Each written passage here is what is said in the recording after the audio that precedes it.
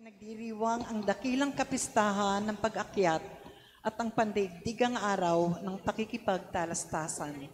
Ang mamumuno sa ating banal na misa ay si Father Chris Kenyal. Tumayo na po ang lahat at ating pong awitin ng pambungad na awit.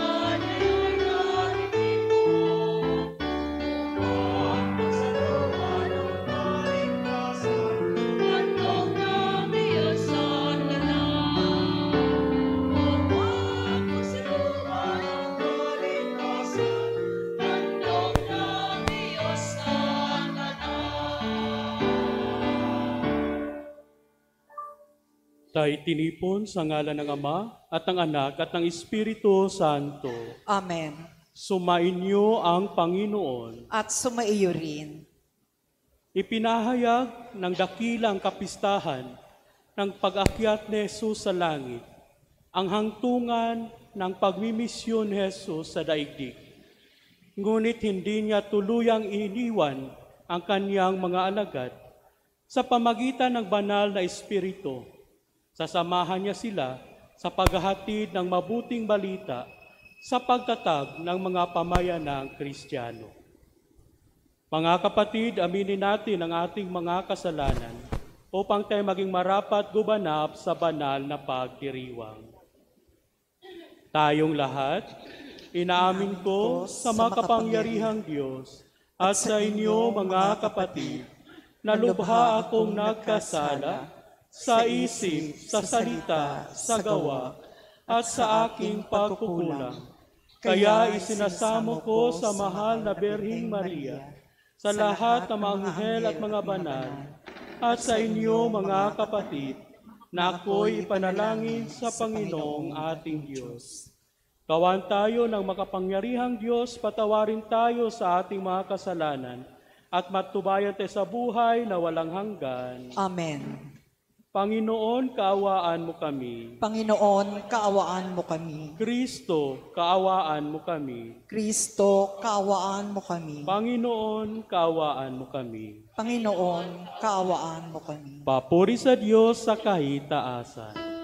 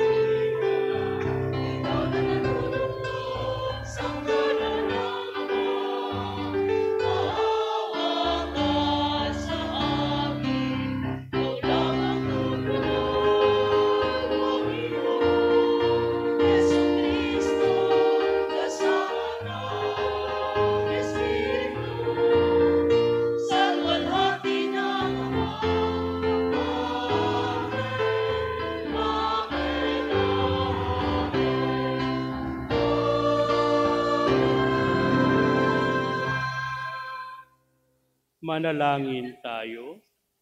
Ama naming makapangyarihan, gawin mo kami ay magkaroon ng banal na kagalakan at makapagdiwang ng may utang na loob, sapagkat ang iyong anak na aming manunubos ay siyang tagapaghanda ng aming pananahanan.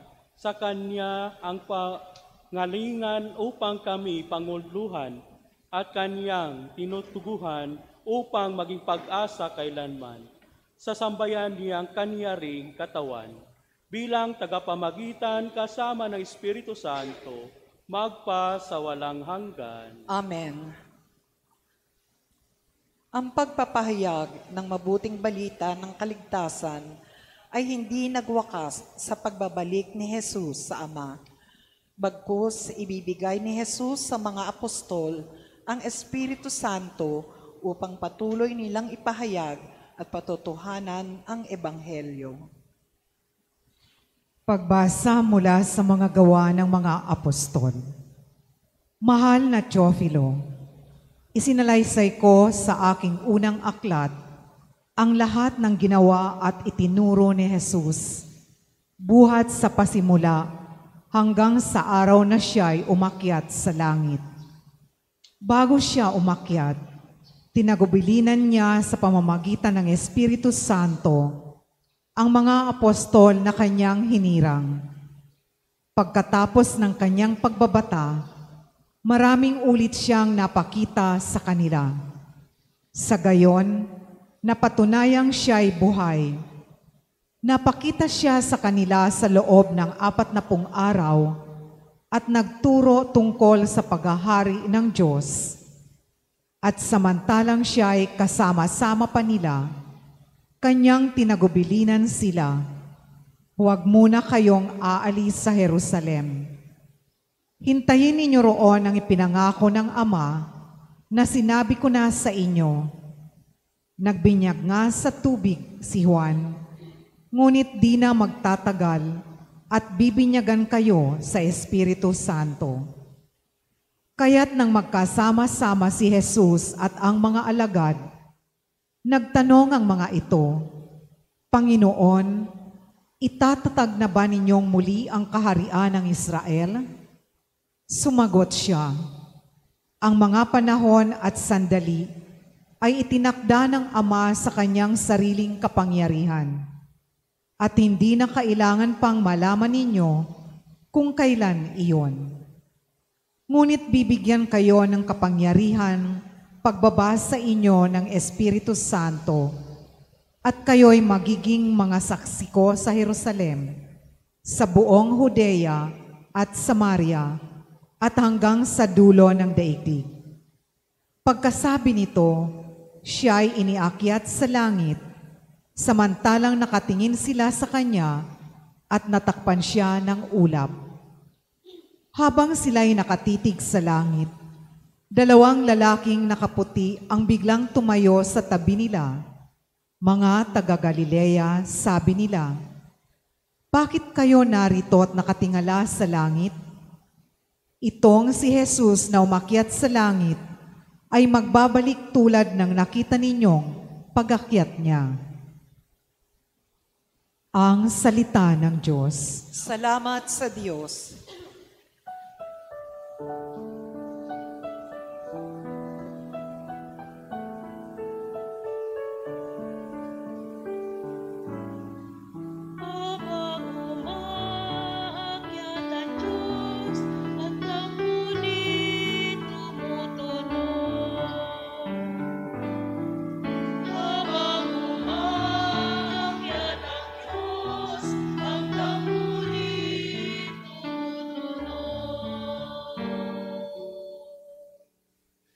Magdiwang ang lahat ng mga nilikha, pumalakpak kayong may awit at tuwa, bilang pagpupuri sa Diyos na dakila.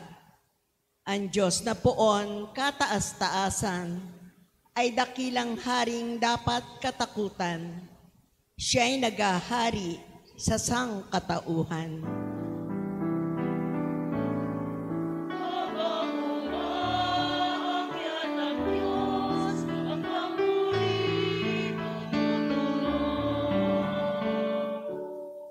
Umakyat sa trono ang Panginoong Diyos. Hatid ng tambuling malakas ang tunog. Masayang sigawan ang ipinasuob. Purihin ng Diyos, siya ay awitan. Awitan ang hari, siya'y papurihan.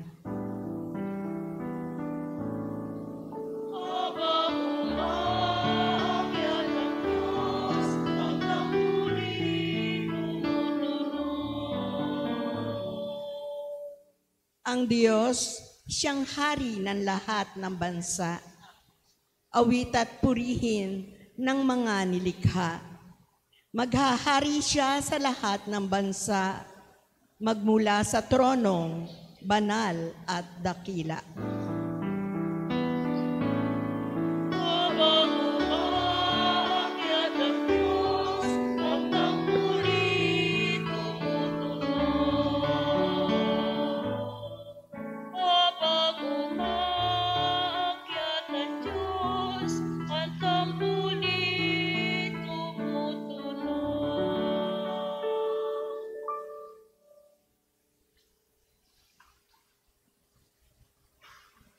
Ipinaliliwanag ni San Pablo na ang pag-akyat ni Jesus sa kalangitan ay tanda at patotoo sa kanyang pagkaluklok sa kanan ng Ama.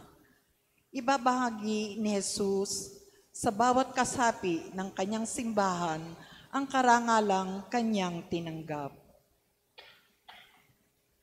Pagbasa mula sa sulat ni Apostol San Pablo sa mga taga-Efeso. Mga kapatid, hinihiling ko sa Diyos ng ating Panginoong Hesukristo, ang dakilang Ama, na pagkalooban niya kayo ng espiritu ng karunungan at ng tunay na pagkakakilala sa Kanya. Naway liwanagan ng Diyos ang inyong mga isip upang malaman ninyo ang ating inaasahan sa Kanyang pagtawag sa atin. Ito'y ang kalwalatiang inilaan niya sa Kanyang mga hinirang at ang walang hanggang kapangyarihan niya sa atin na nananalig sa Kanya. Ang kapangyarihan ding iyon ang muling bumuhay kay Kristo at nagluklok sa Kanya sa kalangitan, sa kanan ng Diyos. Kaya't nasa ilalim ng kapangyarihan ni Kristo ang lahat ng paghahari at kapamahalaan, kapangyarihan at pamunuan. Higit ang Kanyang pangalan kaysa lahat ng pangalan. Hindi lamang sa panahong ito, kundi pati sa darating. Ipinailalim ng Diyos sa kapangyarihan ni Kristo ang lahat ng bagay. At Siya ang ginawang ulo ng simbahan. Ito ang katawan ni Kristo, ang kapuspusan niya na pumupuspos sa lahat-lahat. Ang salita ng Diyos. Salamat sa Diyos. Parangalan po natin ang mabuting balita ng Panginoon.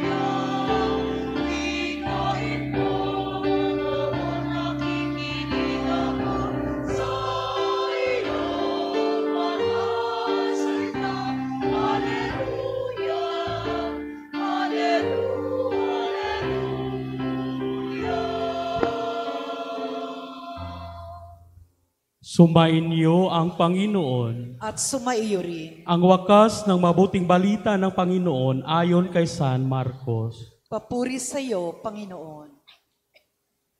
Noong panahong iyon, nagpakita si Jesus sa 11 at sinabi sa kanila, "Humayo kayo sa buong sanlibutan at ipangaral ninyo sa lahat ang mabuting balita. Ang sumampalataya at mabinyagan ay maliligtas, ngunit ang hindi sumampalataya ay parurusahan. Ang mga sumasampalataya ay magtataglay ng ganitong tanda ng kapangyarihan. Sa pangalan ko'y magpapalaya siya ng mga demonyo at magsasalita ng ibang wika. Sila'y hindi maaano, lumampot man ang ahas o minom ng lasot, at gagaling ang mga may sakit na mapatungan ng kanilang mga kamay. Pagkatapos magsalita sa kanila ang Panginoong Hesus, ay inakyat sa langit at lumuklok sa kanan ng Diyos. Humayo nga ang mga alagad at nangaral sa lahat ng dako. Tinulungan sila ng Panginoon sa gawaing ito. Pinatutuhanan siya ng salitang kaniyang ipinangaral sa pamagitan ng kapangyarihang gumawa ng himala at ipagkaloob niya sa kanila. Mga kapatid, ang mabuting balita ng Panginoon. Pinupuri ka namin, Panginoong Hesukristo. Magandang umaga po sa ating lahat. Magandang umaga rin po, Father. Ngayon ating ipinagdiriwang ang dakilang kapistahan ng pag-akyat o the Ascension of Jesus. So anong pinapahayag sa ating pagdiriwang ngayon? Ang pagpapahayag sa ating pagdiriwang ng pag-akyat ni Jesus, sinasabing ito ang katapusan o completion ng kanyang misyon dito sa lupa. Ating narinig sa ating ebanghelyo at sa ating unang pagbasa ang mga kaganapan sa pag-akyat ni Jesus.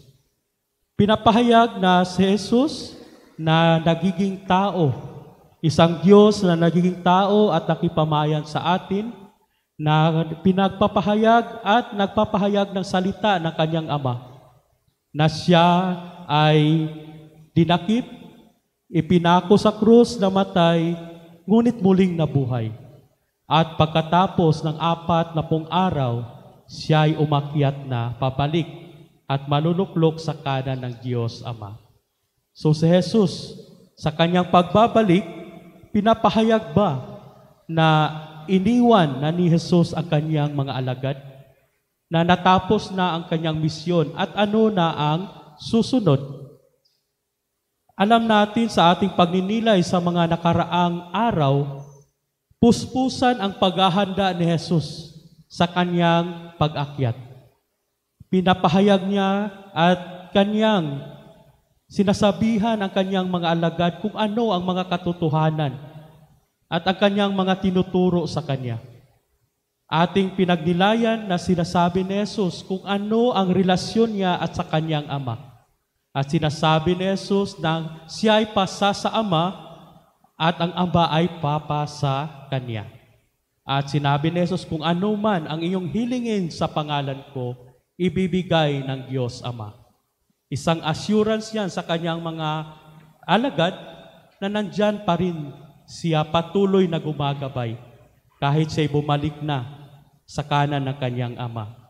At sa mga nakaraang mga ebanghelyo na ating pinagnilayan, ang paanyaya ni Jesus na siya'y inibig ng kanyang Ama at siya rin ay umibig sa atin. At kailangan tayong matatili sa kanyang pag-ibig. Kailangan nating sundin ang kaniyang utos para tayo manatili sa kanya. At sinabi rin niya na sa kanyang pag-alis, merong mga pagsubok, merong mga taong papatay sa mga sumasampalataya sa kanya.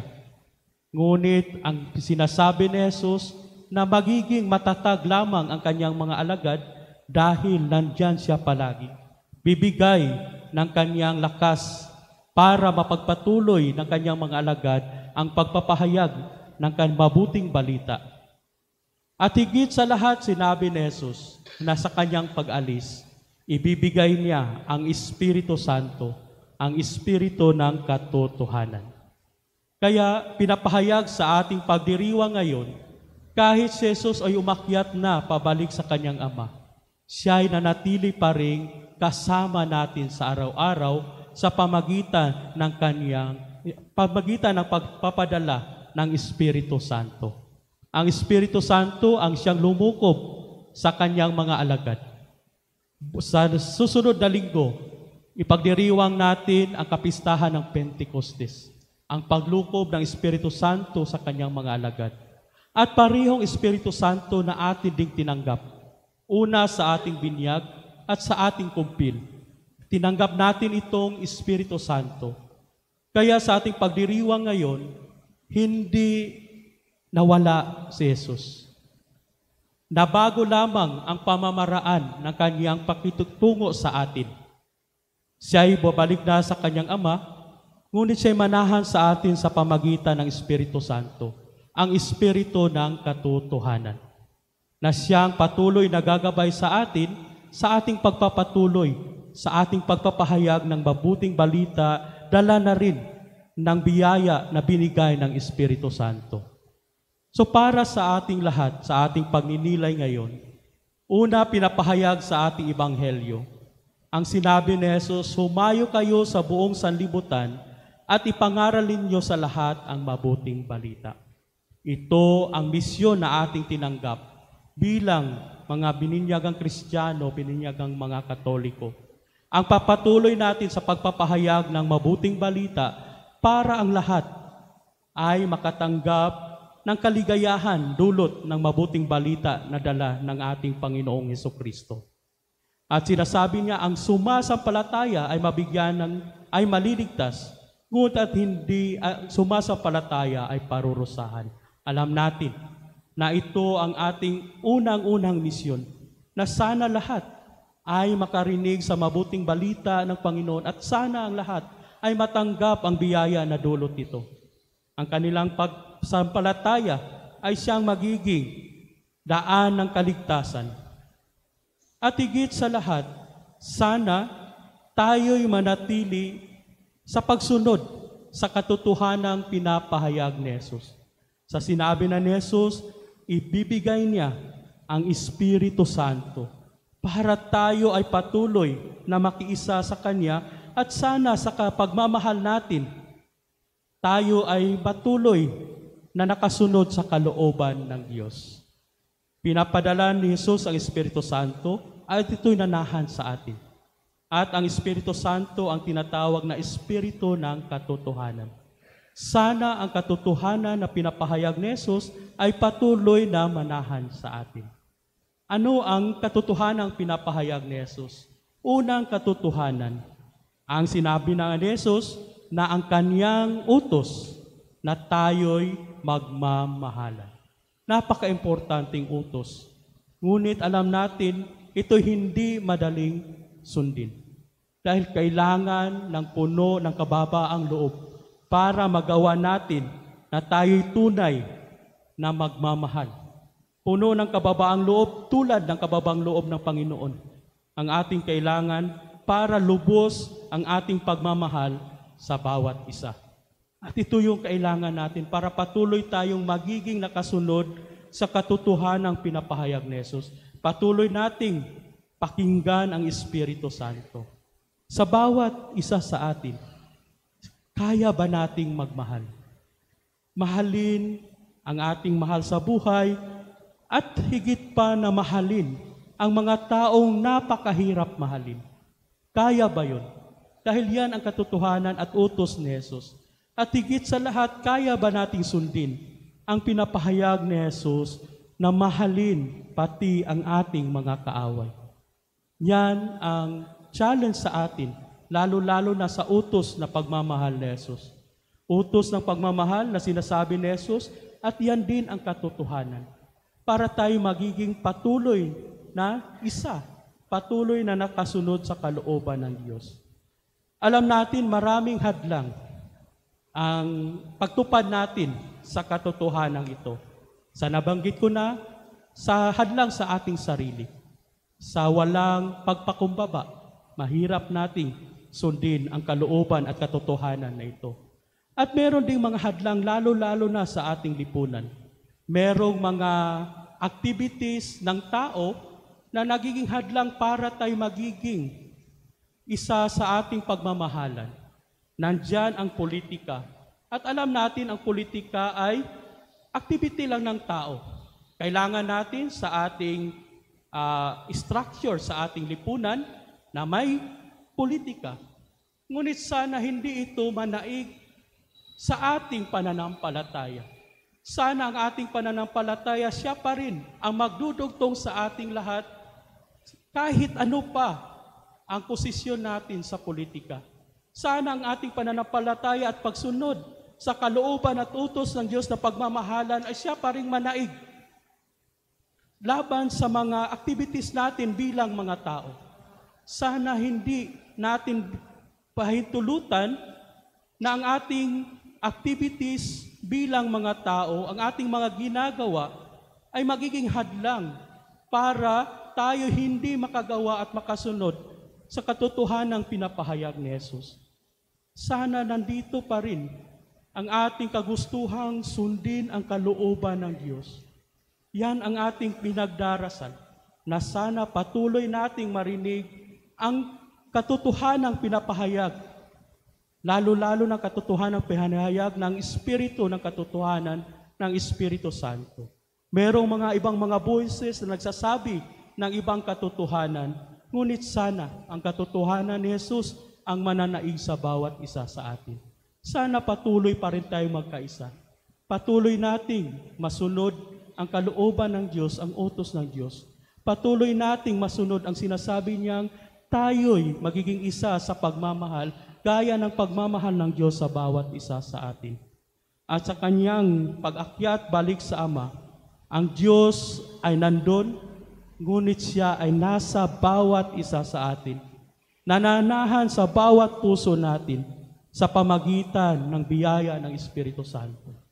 Sana makita natin ang bawat isa, anuman ang differences natin, anuman ang kakulangan natin, na tayong lahat ay binayaan ng Diyos sa pamagitan ng Espiritu Santo at tayong lahat nanahan ng Diyos sa bawat isa sa atin. Sana yan din ang daan na tayo'y magmamahalan. Kahit ano pa ang mga hadlang, kaya nating paglampasan dahil sa utos ng Diyos na pagmamahalan sa bawat isa. Patuloy tayong manalangin. Patuloy nating hingin ang paglukob ng Espiritu Santo sa bawat isa sa atin. Patuloy nating palaguin sa bawat isa sa atin para patuloy nating mapakinggan ang katotohanang pinapahayag ni Jesus. Patuloy tayong magabayan. Patuloy nating masunod ang kalooban ng Diyos. Amen. Tayo po'y magsitayo at ating ipahayag ang ating pananampalataya. Sumasampalataya Sa Diyos, amang makapangyarihan sa lahat, na may gawa ng langit at lupa, sumasampalataya ako kay Hesukristo, iisang anak ng Diyos, Panginoon nating lahat. Nagkatawang tao siya, lalang ng Espiritu Santo, ipinanganak ni Santa Mariang Birhen, pinagpakasakit ni Poncio Pilato, ipinako sa krus, namatay, inilibing, nanaog sa kinaroroonan ng mga yumao, nang may ikatlong araw na buhay na maguli, umakyat sa langit, naluluklok sa kanan ng Diyos, amang makapangyarihan sa lahat. Doon magmumulang paririto at huhukom sa nangabubuhay at nangamatay na tao. Sumasampalataya naman ako sa Diyos Espiritu Santo, sa banal na simbahang katolika, sa kasamahan ng mga banal, sa kapatawaran ng mga kasalanan, sa pagkabuhay na muli ng nangamatay na tao, at sa buhay na walang hanggan. Amen. ang maluwalhating pag-akyat ni Jesus sa kalangitan ay hudyat ng kanyang patuloy na pamamagitan sa Diyos at sa tao. Idulog natin sa Amang nasa langit ang ating mga panalangin at ang pangangailangan ng simbahan. Ating sabihin, Panginoon ng kaluwalhatian, dinggin mo kami. Panginoon ng kaluwalhatian, dinggin mo kami. Patuloy nawang magpatotoo ang Santo Papa, mga obispo, mga pari, at mga diakono sa magandang balita ni Hesukristo, lalo na sa panahon ng karahasan pang-aabuso at kasinungalingan. Manalangin tayo. Panginoon ng kalwalhatian, dinggin mo kami. Gampanan nawa ng mga namumuno sa pamahalaan ang kanilang tungkuling magpahayag ng katotohanan ng may paggalang sa mga karapatang pantao. Manalangin tayo. Panginoon ng kalwalhatian, dinggin mo kami. Puspusin nawa ng Espiritu ng Panginoon ang mga mamamahayag na dumaranas ng panggigipit dahil sa tapat nilang pagtupad ng kanilang tungkulin. Manalangin tayo. Panginoon ng kalwalhatian, dinggin mo kami. Maging aktibo nawa ang mga relihiyoso at relihiyosa sa paggamit ng makabagong pamamaraan ng pagpapatotoo nila sa salita ng Diyos. Manalangin tayo. Panginoon ng kalwalhatian, dinggin mo kami. Mapuspos nawa ng galak at kapanatagan ng loob ang mga nanay sa kanilang patuloy na paglilingkod sa kanilang pamilya at maging matatag nawa sila sa gitna ng mga pagsubok. Manalangin tayo. Panginoon ng kalwalhatian, dinggin mo kami. Dakilang Ama, bumalik na ang iyong anak upang makibahagi sa kalwalhatian mo. Patuloy nawa naming siyang makilala at paglingkuran sa aming pagpapahayag ng mabuting balita sa lahat ng tao, lalong-lalo na ang tulong ng makabagong teknolohiya. Hiniling namin ito sa ngalan ni Kristong aming Panginoon. Amen.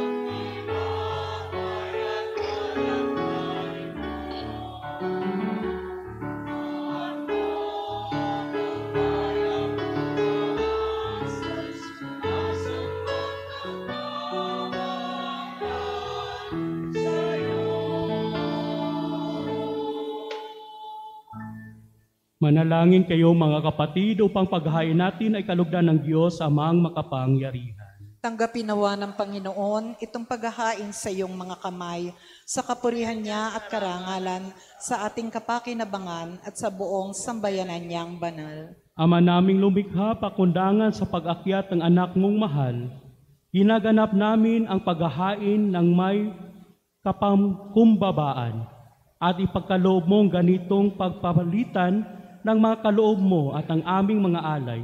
Kami ay makasalo sa pagkabuhay at pag-akyat sa kalangitan sa pamagitan ni Hesukristo kasama ng Espiritu Santo, magpa sa walang hanggan. Amen. Sumainyo ang Panginoon. At sumaiyo rin. Itaas sa Diyos ang iyong puso at diwa. Itinaas na namin sa Panginoon. Pasalamatan natin ang Panginoong ating Diyos. Marapat na siya ay pasalamatan. Ama naming makapangyarihan, tunay ngang marapat na ikaw ay aming pasalamatan. kasama kamatayan, matapos na lupigin ang anak mong si Jesus ng Panginoon namin, siya ngayon umakyat sa iyong piling. Bilang haring dakilang sinasamba ang mga anghel, siya ang aming tagapamagitan na kiusap sa iyo para sa tanan. Siya ang tagapagpasya sa lupa at kalangitan. Hindi siya iniwaksi ang aba naming pagkatao sa pagluklok sa kanan mo, sapagkat kami ang katawan at siya ang ulo. Ang pag-akyat niya'y katiyakang sasapitin kami sa iyo. Kaya kaysa ng mga anghel na nagsisiawit ng papuri sa iyo, nang walang humpay sa kalangitan, kami nagbubuni sa iyong kadakilaan.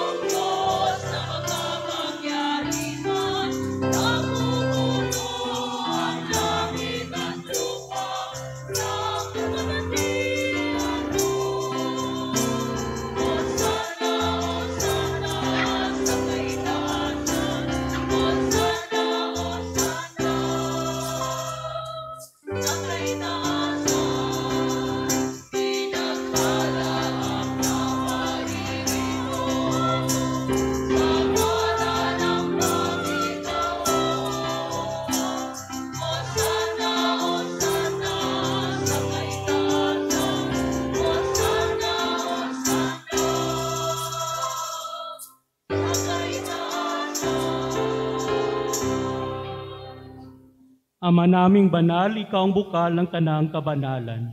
Kaya sa pamagitan ng iyong Espiritu, gawin mong banal ang mga kaloob na ito upang para sa amin maging katawan at dugo ng aming Panginoong Heso Kristo. Bago niya pinagtiis ang kusang loob na maging handog, hinawakan niya ang tinapay, pinasalamatan kanya, pinaghati-hati niya iyon, iniabot sa kanyang mga alagad at sinabi, tanggapin niyong lahat ito at kanin, ito ang aking katawan na ihahandog para sa inyo.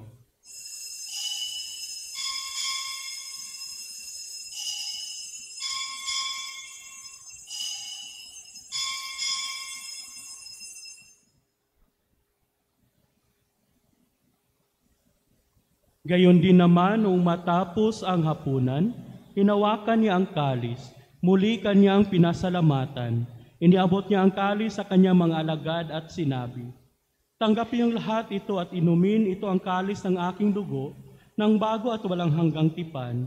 Ang aking dugo na ibubuhos para sa inyo at para sa lahat, sa ikapagpapatawad ng mga kasalanan. Gawin niyo ito sa pag-alaala sa akin.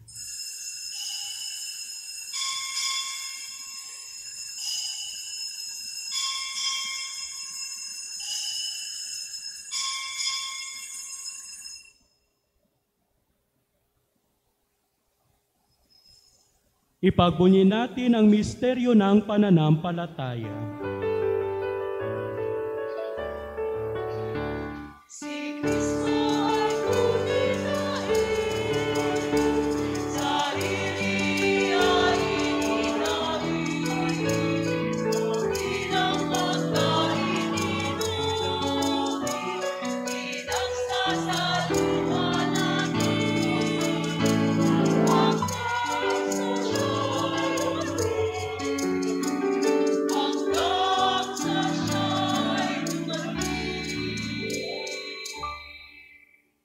Ama, ginagawa namin ngayon ang pag-alaala sa pagkamatay at muling pagkabuhay ng iyong anak.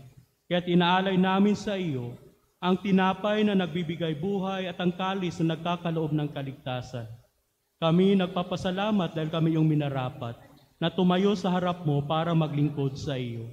Isinasamo namin kami magsasalo-salo sa katawan at dugo ni Kristo, ang babuklod sa pagkakaisa sa pamagitan ng Espiritu Santo. Ama, lingapin mo ang iyong simbahang laganap sa buong daigdig. Puspusin mo kami sa pag-ibig. Kaisa ni Francisco naming Papa, ni Roberto naming Obispo at ang Tanang Kaparian. Alahanin mo rin ang mga kapatid naming nahimlay nang may pag-asang sila'y muling mabubuhay, gayon din ang lahat ng mga pumanaw. Kawaan mo sila at patuloyin sa iyong kaliwanagan. Kawaan mo't nilapating kaming lahat na magkasalo sa iyong buhay na walang wakas, kaisa ng mahal na Birheng Maria na ina ng Diyos, kaisa ng mga apostol at ni San Jose na kanyang esposo, at ng mga apostol at lahat ng mga banal na namuhay dito sa daigdig ng kalugod-lugod sa iyo. May pagdiwang nawa namin ang pagpupuri sa ikararangal mo sa pamagitan ng iyong anak na aming Panginoong Heso Kristo.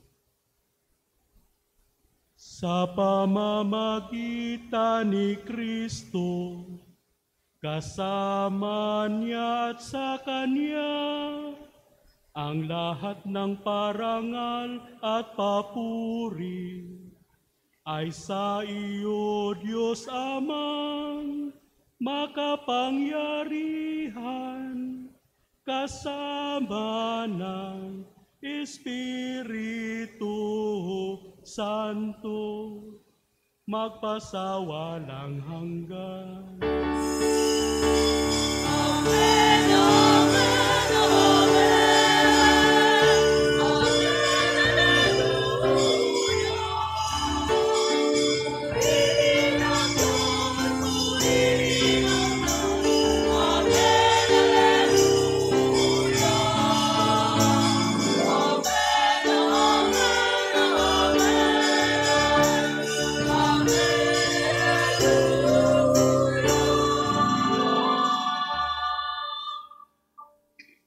Sa tagubili ng mga nakagagaling na utos sa turo ni Jesus na Panginoon natin at Diyos, ipahayag natin ng lakas loob.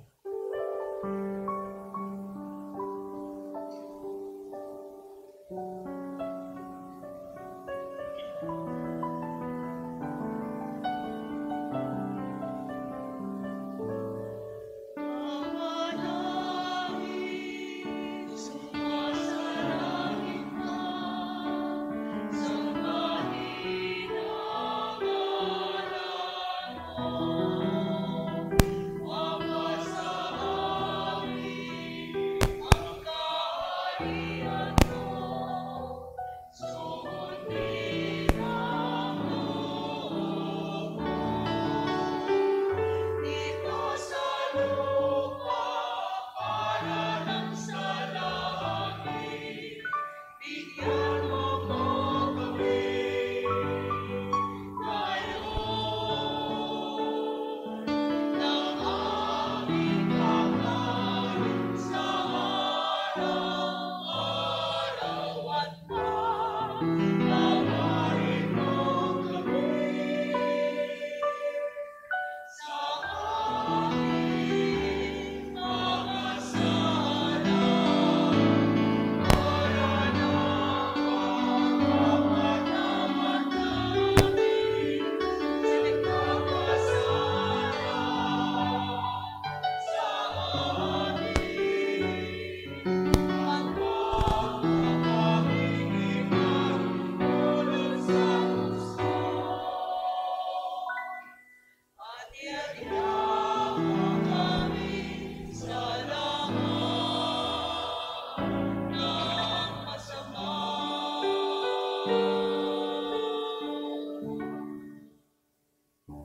Hiniling namin kami adya sa lahat ng masama, pagkalooban ng kapayapaan araw-araw, iligtas sa kasalanan at ilayo sa lahat ng kapahamakan, samantalang aming pinanabikan ng dakilang araw ng pagpapahayag ng tagapagligtas naming si Heso Kristo. Sapagkat sa'yo ang kaharian, kapangyarihan at kapurihan, ngayon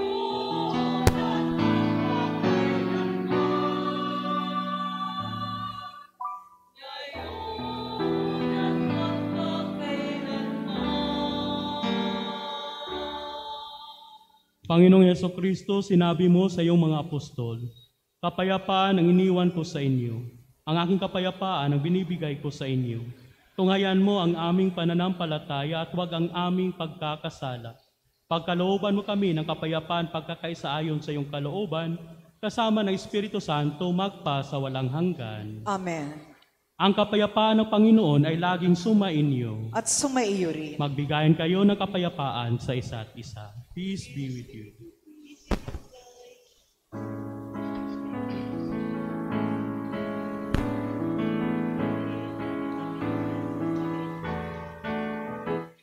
Cordero ng Diyos, na nag-aalis ng mga kasalanan ng sanlibutan, maawa ka.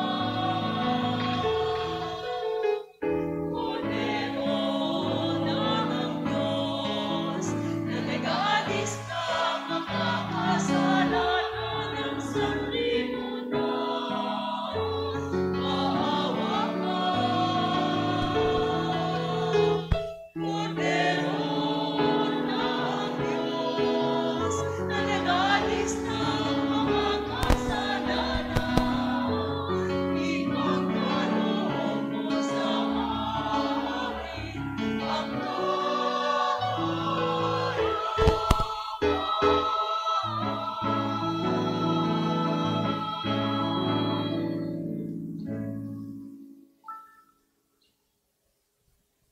Ito ang kordero ng Diyos. Ito ang nag-aalis ng kasalanan ng sanlibutan.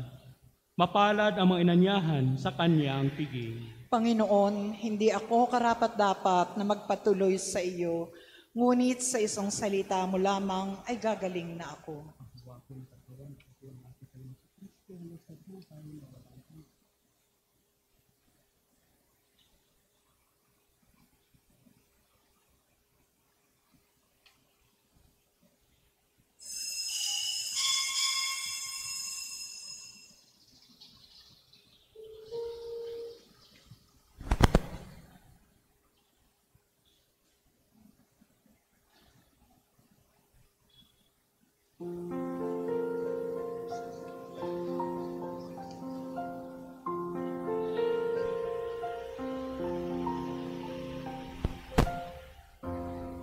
Let your hearts be troubled. Do not stay afraid. It is really I who you see. I offer you now my needs. I have waited for this moment to be with you again. In my heart you remain.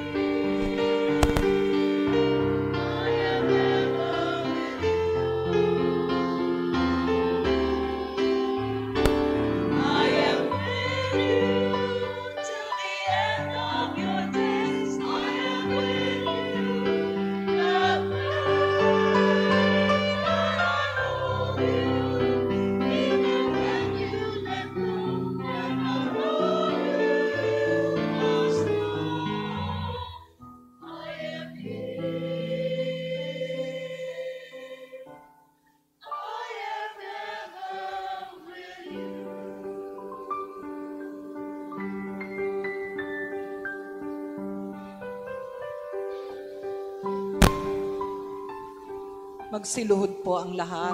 Panalangin kay San Jose. O pinagpalang San Jose, dumudulog po kami sa iyong karangalan. Idinadalangin namin sa iyo ang aming parokya at ang buo naming sarili upang ikaw ang aming maging ama sa tuwina, aming tagakutkop at patnubay sa landas ng kaligtasan. Ipagkamit mo para sa amin ang lalong matibay na kalinisan ng puso, ang lalong maningas na pagnanais sa kabanalan. Bilang pagsunod sa iyo, gagampanan namin ang lahat naming gawain, alang-alang sa lalong ikararangal ng Diyos at sa pakikiisa sa kamahal-mahalang puso ni Jesus at kalinis-linis ang puso ni Maria. At ikaw, o pinagpalang San Jose, idalangin mo kami at nang kami makabahagi sa kapayapaan at kaaliwan ng iyong magandang kamatayan. Amen. San Jose, aming patron, ipanalangin mo kami. Tumayo na po ang lahat. Manalangin tayo. Ama naming mapagmahal, pinagkakalooban mo kami ng pagkakataon na akuin sa lupa ang ginagawa mo at nilalayon.